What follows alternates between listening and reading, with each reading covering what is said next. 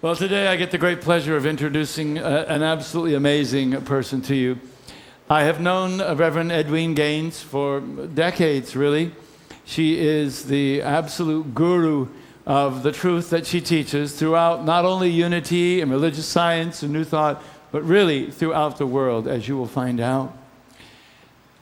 One of the great tributes to her was actually spoken to me by someone after the last service. They said the thing about her is that when I look at her, I know she lives the truth that she teaches.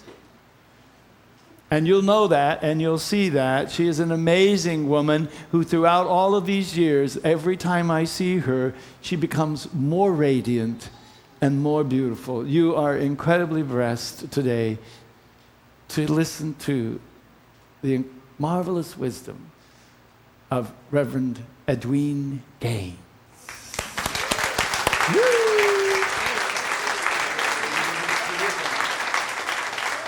Goodness, that's wonderful. Thank you so much.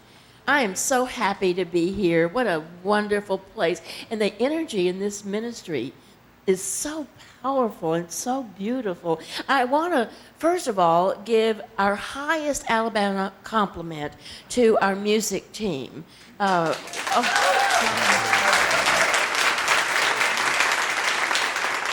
This guy can really tinkle those ivories, can't he? I mean, it's amazing. And this beautiful soul, and our wonderful instrumentalists, and Jeff, and our choir. In Alabama, what we would say is, this morning, sugar, you about blew my dress up. Good stuff. Good stuff. My name is Edwene Gaines, and what I want you to know about me is that I am a woman of power. And I'm a woman of passion, and I care deeply about you and me and all of our brothers and sisters on planet Earth. And it is my full intention to make a difference on this planet.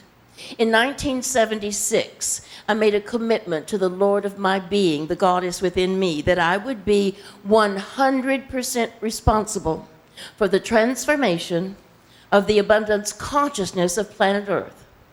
I travel around the world now about 250 days a year, and I have done so for 30 years, enrolling co-equal laborers in this task. Now, I'm very clear that I don't have the foggiest notion how to do this.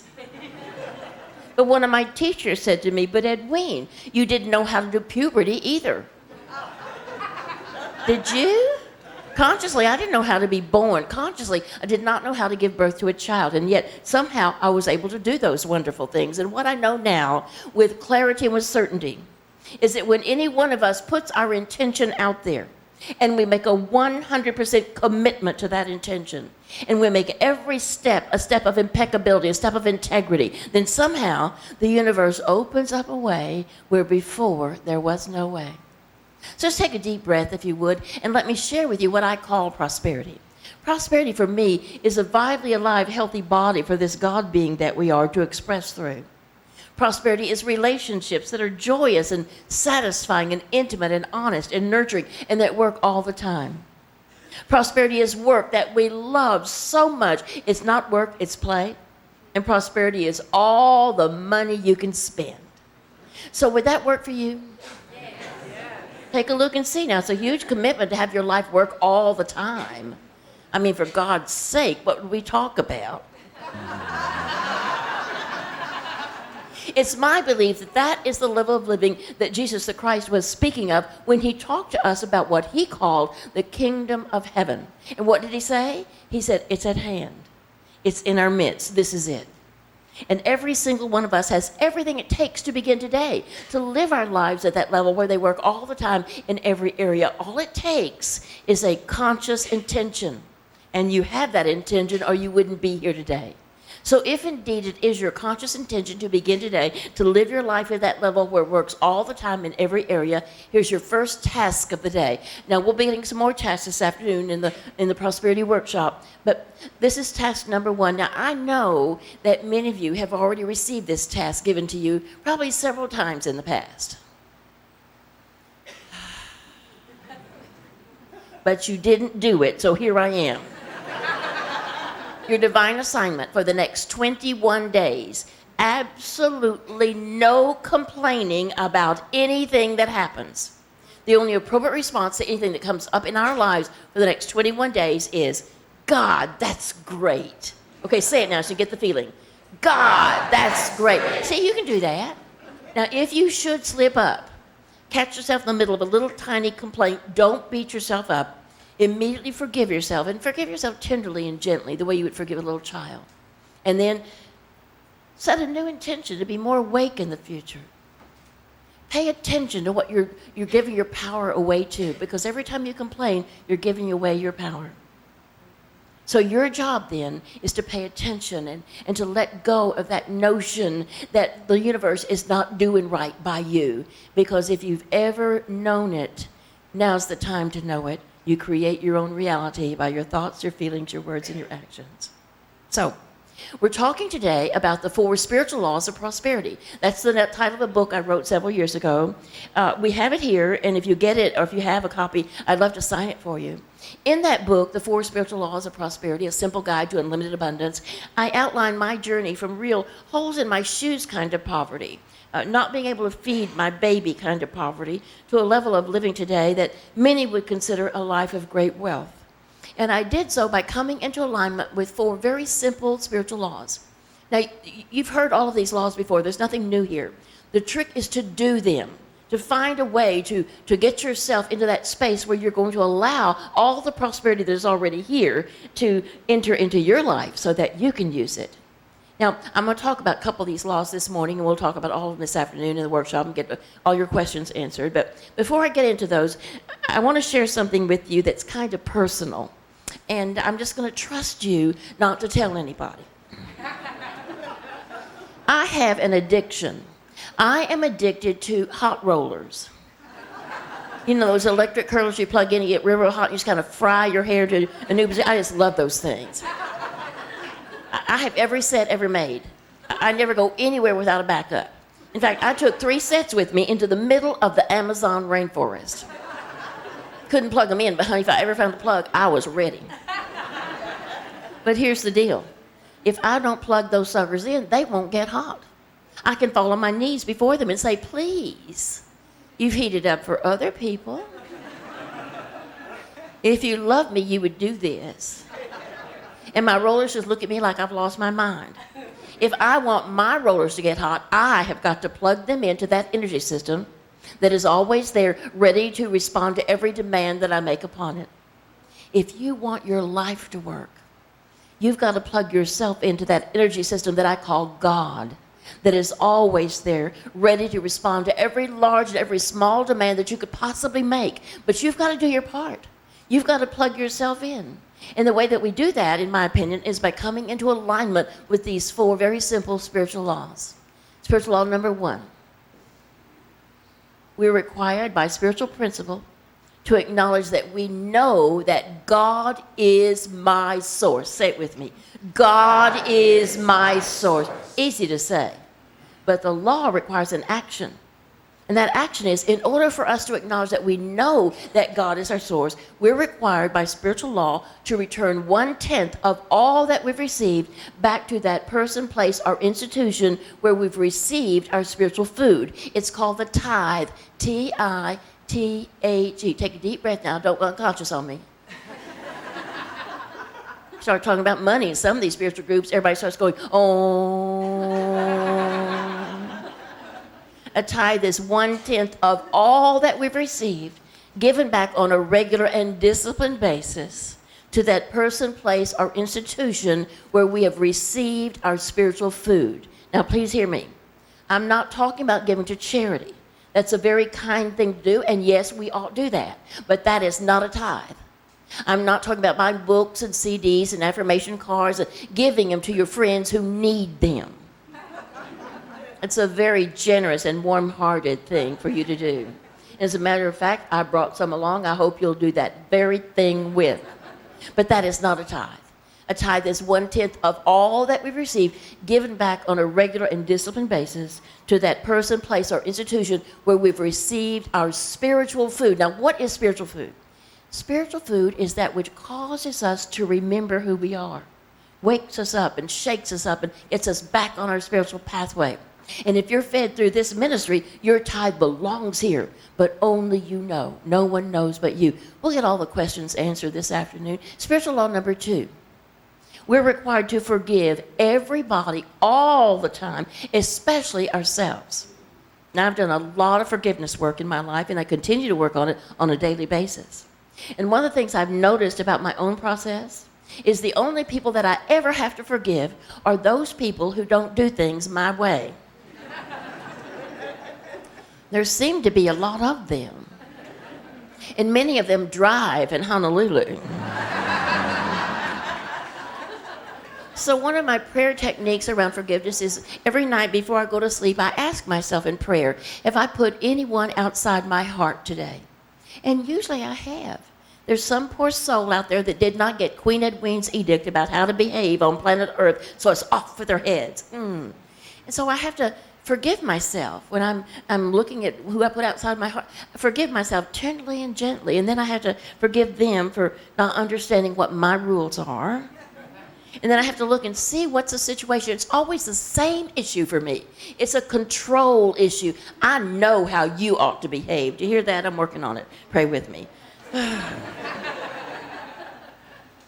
Another one of my forgiveness techniques, I do this one about every 6 months or so. I call it a complete forgiveness inventory. And what it looks like is I go apart a while away from the phone, the staff, the computers, and take my journal, and I spend the whole day alone with God, just reviewing my life, going back through my memories to see if there's any kind of negativity, negative emotions attached to any of my memories. So the incident I want to tell you about happened about maybe 15 years ago.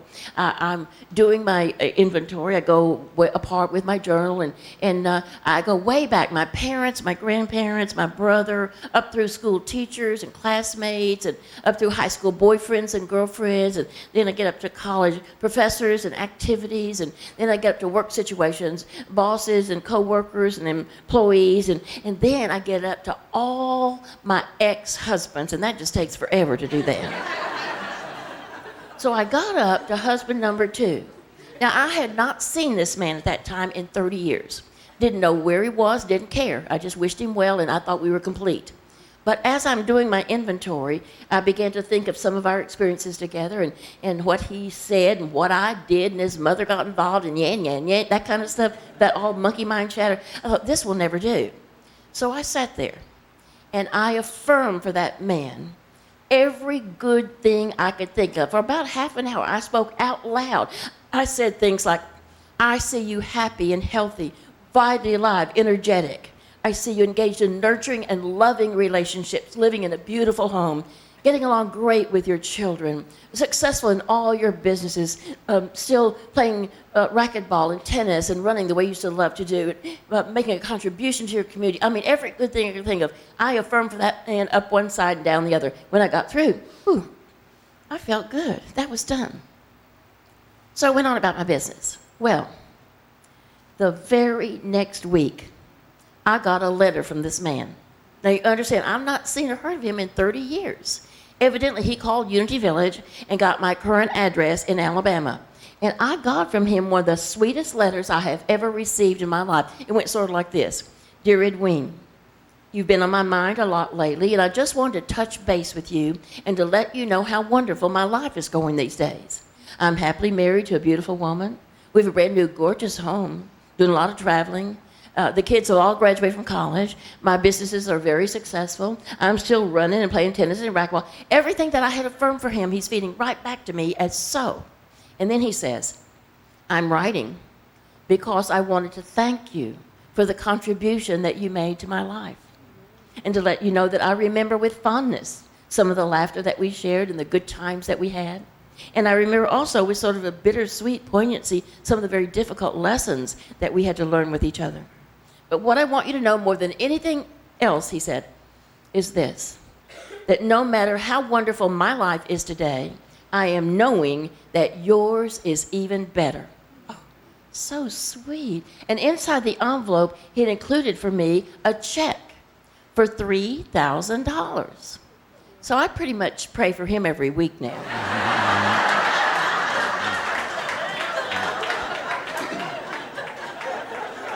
It can't hurt, you know. And while there is a little humor in that, there's also a powerful truth, and please don't miss it. Every time that you and I hold on to the least little bit of shame or guilt or blame or judgment or condemnation or resentment, every time we hold on to that grudge or that served him right kind of a feeling, when we hold on to that, we're building a wall all the way around us as if we're building out those big, thick concrete blocks. And the good that we desire and deserve cannot get in. And every time we forgive the least little thing, we open a way for more good to flow into our lives. We'll talk more about that this afternoon, get all your questions answered. One master teaching I do want to give you this morning is this. All financial debt is about unforgiveness. Financial debt is a socially acceptable way to punish yourself. When you no longer have a need to punish yourself, you will allow your debt to disappear. Now, Charles Fillmore, the co-founder of Unity, distinguishes in his book Prosperity the difference between what he calls financial debt and what he calls the wise use of credit. So the wise use of credit could be your home loan or your college loan or your car payment. It depends on how you carry it. If it feels like a burden, then it's about unforgiveness. If it feels like it makes you smart, then it's the wise use of credit. We'll talk more this afternoon and get the forgiveness issues cleared up and do a very powerful little process that happens just like that, because I believe forgiveness can happen in the twinkling of an eye. And so we're talking this morning about tithing and forgiveness, and let's just briefly mention spiritual law number 3. We are required by spiritual principle to say what it is that we want, to set clear-cut, tangible goals. Jesus the Christ said, "Ask and ye shall receive." He did not say, "Make me guess." What is it that you want? What is that burning desire, the things that your heart longs for? Charles Fillmore says in his book Prosperity that desire is the onward impulse of the ever-evolving soul. Desire is the onward impulse of the ever-evolving soul. Those desires in your heart, for whatever it might be, were placed there by God to lead you along your spiritual pathway. You honor God when you go for those desires. I don't believe in a trickster God. I don't believe in a God that would say, "Here's something nice. Nope, you can't have it." I don't believe in that kind of a God. I believe if you have a desire in your heart for anything, that is a coming attraction in your life. And you're going to learn how to bring it into your life. You're going to learn how to create it for yourself.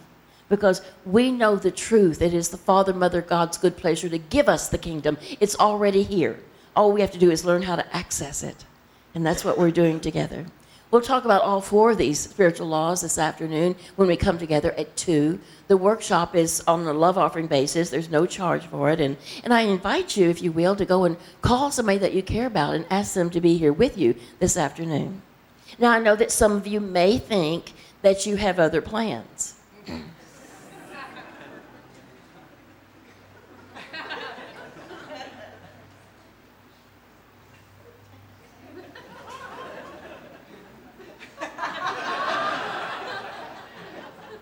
Let me share this one little piece with you.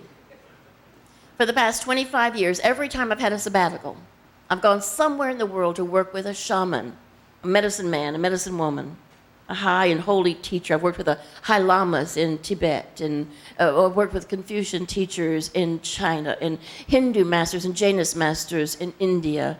And I've worked with powerful, powerful Buddhist teachers. I've worked with shaman in the rainforest in both Ecuador and Peru. And I'm going in May again for my 4th visit to stay and study with John of God, the wonderful Brazilian healer. I've worked in Australia with master teachers, and in Tahiti, and England and Scotland and Wales and France and Germany and Portugal and Spain. I've been all over the world searching for teachers so that I could know what they knew. And I've learned from the masters on this planet. And all that time working with these amazing people, I have learned me some stuff. You don't want to mess with me. You're a good sport. Let me close this morning with a teaching given to us by one of my favorite modern-day mystics, a man by the name of Mario Andretti. And here's what Mr. Mario Andretti says to us. Please hear it with your heart. Mario says, if everything seems under control, you're not going nearly fast enough. I'll see you at 2. God bless.